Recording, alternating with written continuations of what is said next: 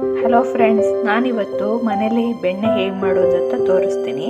ಅದಕ್ಕೆ ನಾನು ಸ್ವಲ್ಪ ಒಂದು ವಾರದಿಂದ ಎತ್ತಿಟ್ಕೊಂಡಿರೋಂಥ ಕೆನೆನ ತೊಗೊಂಡಿದ್ದೀನಿ. ಇದು ಹಾಲಿನ ಮೇಲೆ ಬರೋಂಥ ಕೆನೆನ ಎತ್ತಿಟ್ಕೊಂಡಿರೋದು. ಇದನ್ನು ನಾವು ಮನೇಲೇ ಹೇಗೆ ಇದರಿಂದ ಬೆಣ್ಣೆ ತೆಗೆಯೋದು ಅಂತ ನೋಡೋಣ ಬನ್ನಿ. ನೋಡಿ, ಇದನ್ನು ಸ್ವಲ್ಪನೇ ಈ ಜಾರ್ ಒಳಗೆ ಹಾಕ್ಕೊಳ್ಬೇಕು.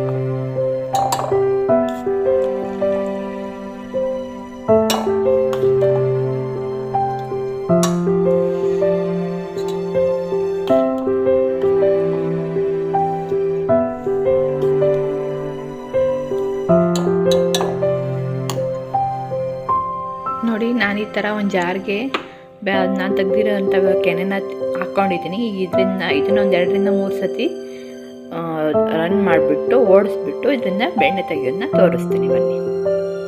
ನೋಡಿ ಹೇಗೆ 1-2 ಸತಿ ಓಡಿಸಿದ ತಕ್ಷಣ ಈ ಥರ ಬೆಣ್ಣೆ ಮೇಲ್ಗಡೆ ಬರುತ್ತೆ.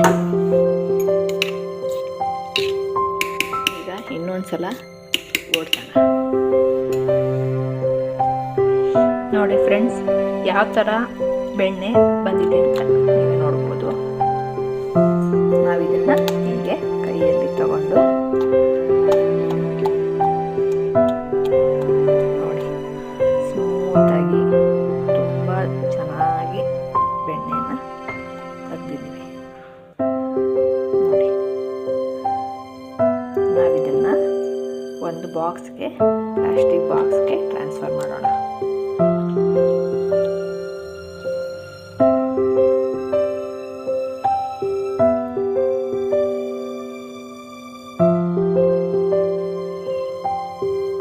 ನೋಡ್ತಾ ಇರ್ಬೋದು ಎಷ್ಟು ಚೆನ್ನಾಗಿ ಬೆಣ್ಣೆ ಬಂದಿದೆ ಅಂತ. ನೋಡಿ,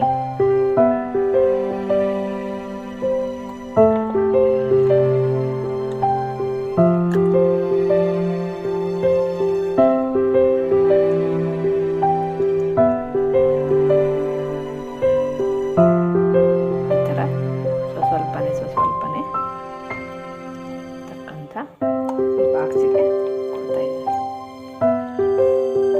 ನೋಡಿ,